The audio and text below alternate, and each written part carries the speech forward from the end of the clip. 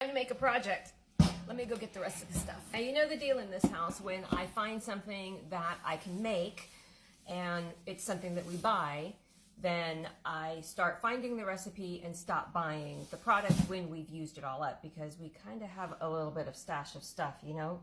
We live far out. We don't go to the grocery store every day. You gotta have backups. So when I use all my backups, I start making it from scratch and I don't buy anymore. Well, I have used all my backups for the chili lime sauce stuff that we love in our stir fries. So now we gotta start making. The cool thing about making it is I found an Asian style sweet chili sauce recipe in this Not Your Mama's cookbook. Am I supposed to say it like that? Because I really like saying it like that. So when I'm in the kitchen and I'm like, where's my Not Your Mama's cookbook? Yeah, moving on. So this is what we're going to be cooking out of today. And we are going to be putting it in half-pint jars because that's about the perfect size for us to use up before, you know, it goes bad. So there you go. Let's get going. Now it says one recipe makes 3 cups. So I am going to, and I'm doubling the recipe. So I'm going to do 8 jars in the canner. That way, if I have an overage, I'm golden. Let me get to washing these, getting this water on the stovetop because I think this is going to take the longest to heat up, and then I'll get back with you. Silly me, I don't need this big guy. I'm going for the little guy. Let's fill her up. By using this little one, because I have just enough jars, because it doesn't make a lot, then I don't have to spend so much time heating up all of that water. I only heat up the amount that I need, and it'll take a faster time to process. Still the same amount of time to process, but you know what I mean. Faster time to heat it up to boil. So, get yourself changed, get yourself ready, and let's start getting the ingredients. Okay, now this is the cookbook that we're using, and because I'm using somebody else's cookbook, I'm not giving you the recipe. That would not be fair for the author. But what I am going to be giving you is enough of information for you to know whether this would be something that you would want to make so that you can go buy the book.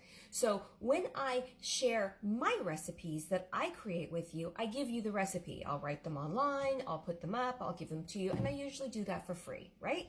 Yeah. But when I'm sharing somebody else that has worked really hard on their book, and this book is like a form of art. This is a really cool book.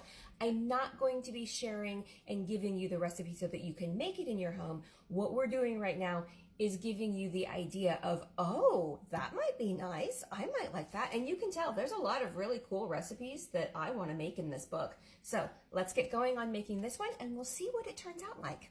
I'm kind of like a pre-tester for you and we're doing it together. Let's get going. With that said, it calls for rice vinegar, organic cane sugar, or I use organic cane sugar, it calls for sugar, clear gel, salt, and red Fresno peppers. These took me a long time to find, and I went 2 hours away and then turned around, and they were literally 30 minutes like the grocery store down the road. So, let's start making it. It also calls for garlic. I get to harvest my garlic next week. I'm so excited. Do you know how hard it was to find these? It was difficult. I live in Oregon. They have food needs. They don't like spicy food. We love spicy food. It took me about 6 stores to find red Fresno chili peppers. So let's get going. Can we just stop for a moment to admire how beautiful they are? They're gorgeous. Satisfying and so quick. Usually I chop everything by hand. So far the recipe is extremely easy. It was put all the ingredients but one in and bring it up to a boil. So at this point in time it's going to be taking longer for my pot to come up to a boil than me to finish the actual stuff. So I had to kind of like pause it on hold. So in the very beginning, put your jars with your pot on the stove to get them up to a boil because you're going to be waiting if you don't. Well, that was kind of painless and sweet and fun, and now it's time to bottle it up. I'm going to can it up. It's got a 1/4 inch headspace, which is pretty much normal for something with these ingredients, and then we're going to process it. So far, this recipe has been very simple. I like simple. And it also made way more than it said it was going to make. It said it yielded 3 cups. I've doubled the batch, so I did double the batch. And so far, I have 1, 2, 3, 4, 5, 6, 7, 8 cups. And I still have a ton more. So we're going to have to double process. Okay, but it is gorgeous. Just going to say that. So you always watch me put the jars, the lids in the little pot behind, but do you ever wonder why I put one extra lid every time I count out my jars and my rings and my lids? I always put one extra. Do you ever wonder why I put that one extra? Yeah, I can tell you why. Because sometimes you drop the puppy in the jar and it gets all goopy, and that's not going to seal. That won't seal. So I'll wash this and reuse it, but I had an extra lid in there just for when I do this, because I always do this. While I wait for the first batch to process so that I can pack up the second batch and get that in, let's address a couple questions that you haven't asked.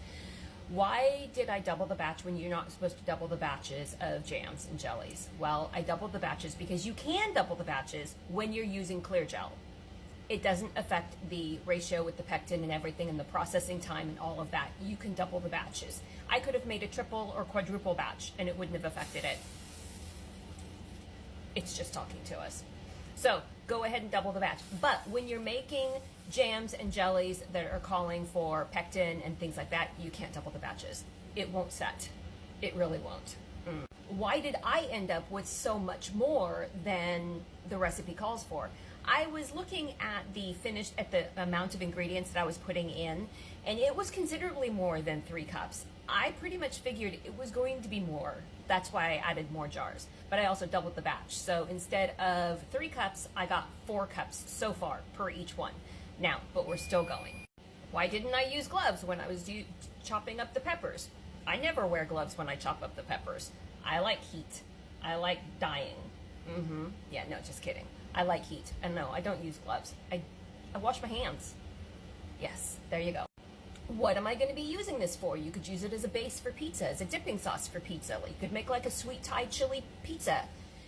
You could use it as a stir-fry sauce, which we have been using it for, and it is amazing. You can use it in your tacos, like fish tacos with chili sauce, the Thai chili sauce.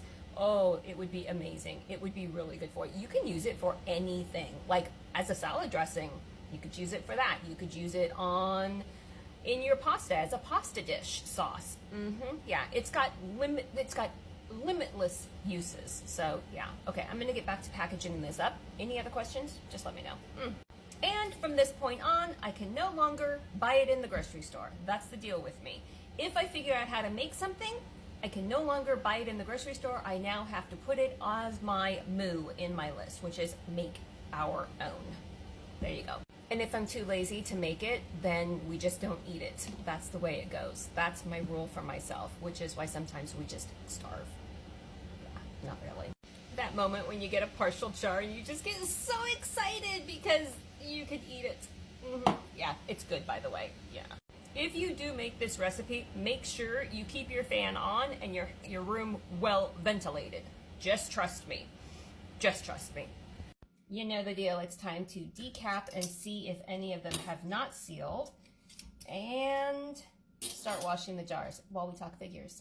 And I have one that did not seal, which I'm going to tell you right now, no big sweat, no big deal. We love this stuff. We tried it last night, and it is amazing and divine and far better than anything you can buy in the store. So the whole batch costs $3.81 to make. It's 0.09 cents an ounce. If I was to go buy something similar but not exact, it would cost us 0.25 cents an ounce. So all in all, we saved, gotta look at my figures here, $6.69 per batch. I made a double batch, so this right here is over $12 worth of savings, over $13 worth of savings, and there you go. Now you know what I know.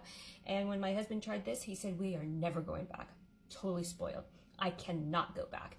And I'm like, you don't have to, because now I know how to make it, so now we can't buy it. There you go. Now you know what I know. Bye, you guys.